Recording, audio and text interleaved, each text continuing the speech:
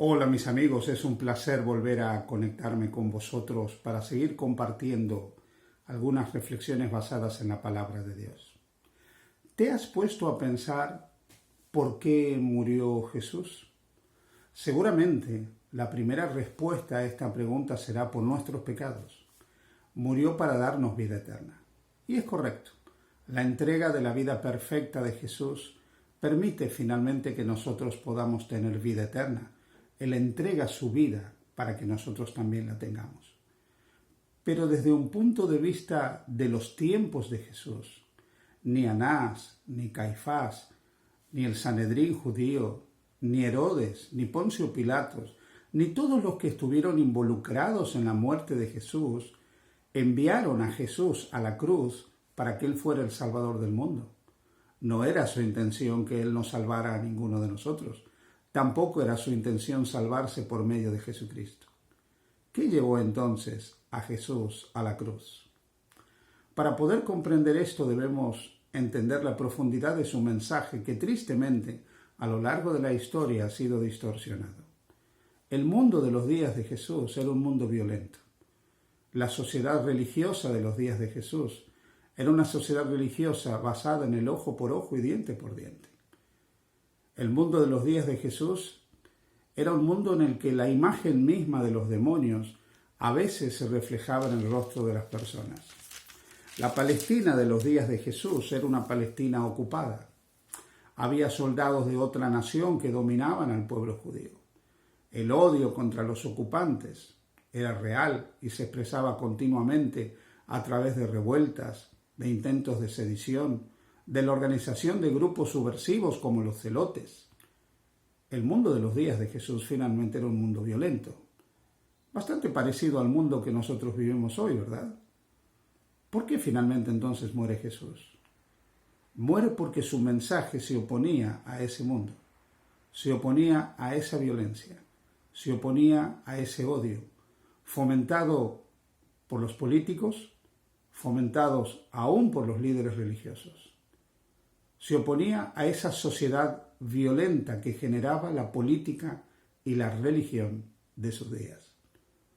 Y aquí es importante mencionar que cada vez que la política o la religión son utilizadas para dividir, para confrontar, para enfrentar, para generar intolerancia, para manifestar falta de respeto hacia otros, para de alguna forma favorecer una persecución de unos sobre otros, la condenación de unos hacia otros, esa política y esa religión están obedeciendo no a los propósitos del Evangelio de Cristo, no están siguiendo los principios básicos, elementales del Evangelio de Cristo, sino que están siendo dirigidas por el archienemigo de Jesús, Satanás.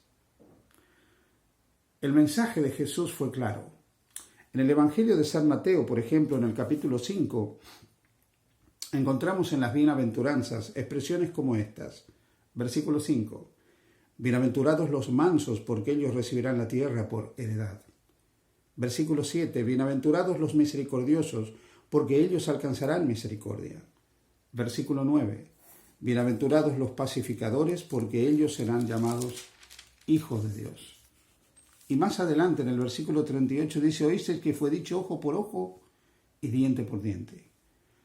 Pero yo os digo, no resistáis al que es malo, antes a cualquiera que te hiera en la mejilla derecha, vuélvele también la otra. A partir del versículo 43, Jesús expresa lo siguiente, oísteis que fue dicho, amarás a tu prójimo y aborrecerás a tu enemigo. Pero yo os digo, amad a vuestros enemigos, bendecid a los que os maldicen. Haced bien a los que os aborrecen y orad por los que os ultrajan y os persiguen, para que seáis hijos de vuestro Padre que está en los cielos, que hace salir su sol sobre malos y buenos, y hace llover sobre justos e injustos. Porque si amáis a los que os aman, ¿qué recompensa tendréis? ¿No hacen también lo mismo los publicanos? Y si saludáis a vuestros hermanos solamente, ¿qué hacéis de más? ¿No hacen también así los gentiles? Y si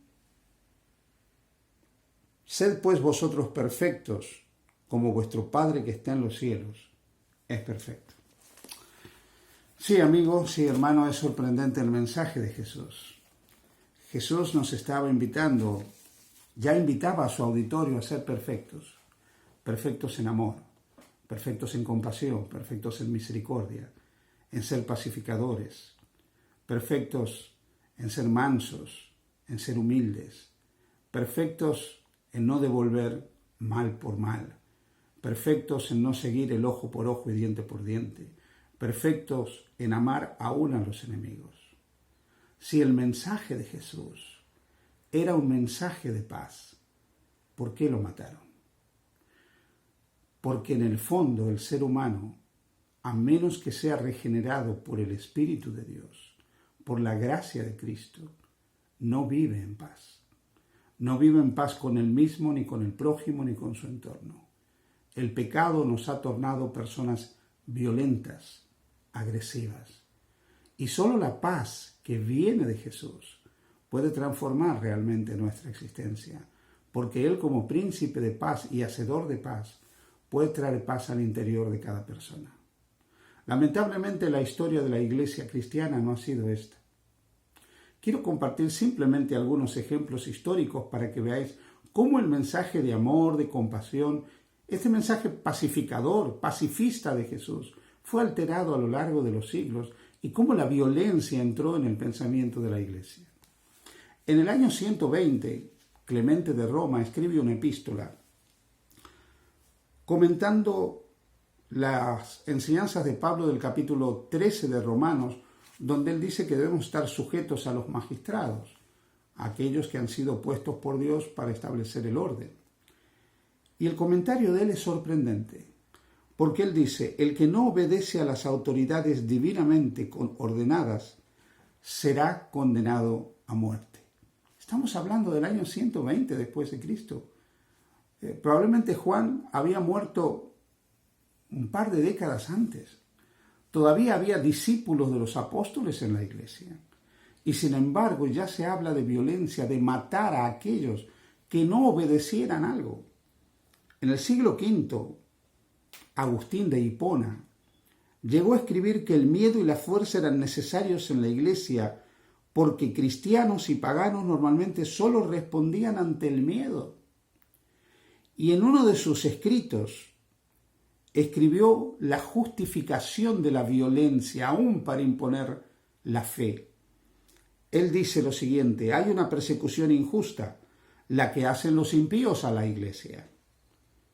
Y una persecución justa, la que hace la iglesia de Cristo a los impíos. La iglesia persigue por amor y los impíos por crueldad. Esto es terrible. Y varios siglos después, Tomás de Aquino escribirá, en lo que respecta a los herejes, deben ser separados de la iglesia con la excomunión y también apartados del mundo con la muerte. Muchos padres de la iglesia, allá en el siglo XI, en 1204, animaron que Constantinopla fuera invadida. Y no solo invadida, sino que los monjes ortodoxos, que eran cristianos también, fueran torturados. Sorprendentemente, Gregorio IX canonizó al español Domingo de Guzmán. Domingo de Guzmán, que llegó a ser el fundador de la Orden de los Dominicos y que había declarado la importancia de torturar a los herejes en el tiempo de la Inquisición. Gregorio de Guzmán escribió cosas como estas. Domingo de Guzmán escribió cosas como esta. Como ningún remedio tiene efecto sobre el mal, que éste sea extirpado por el fuego, que las desdichas de la guerra devuelvan a las personas al seno de la verdad. Papas como Clemente IV o Inocencio IV escribieron bulas, por ejemplo la bula Ad Extirpenda, donde justificaban la tortura y la persecución. Durante siglos y siglos y siglos, el cristianismo fue violento, fue perseguidor, se tiñó de sangre. Y uno podría pensar que cuando llegó la reforma del siglo XVI, eso cambió con el protestantismo, pero no cambió. Lamentablemente el protestantismo heredó la misma violencia que durante siglos el catolicismo romano había impuesto en la cristiandad. Una evidencia de esta violencia la vemos durante la Primera y la Segunda Guerra Mundial, donde ejércitos cristianos se enfrentaron los unos a los otros. La vemos cuando pastores protestantes oraban por los soldados protestantes que iban a matar a soldados católicos, y cuando sacerdotes católicos oraban pidiendo la bendición de Dios para que ellos mataran a soldados protestantes. Tristemente, dolorosamente, el cristianismo ha vivido inmerso en este germen de violencia, y la religión pacifista de Jesús fue usurpada por una religión violenta, con formas de violencia que se transmitieron aún a la vida de la iglesia, a una iglesia que desde la época del romanismo siguió excomulgando, disciplinando y apartando de su seno a los que de alguna manera no vivían a la altura de los principios del Evangelio. ¿Qué de semejanza con Jesús, su mensaje y la iglesia que él fundó, basada en el amor, el respeto, la inclusión, la tolerancia y la compasión? Te invito a que juntos luchemos, oremos y trabajemos para poder hacer una iglesia basada en ese amor, basada en esos principios, una iglesia de pacificadores, una iglesia de mansos, una iglesia de personas que no devuelven mal por bien, una iglesia de personas que dan la otra mejilla, una iglesia de personas que aman como Jesús amó. Que Dios te bendiga. Feliz día junto a Jesús.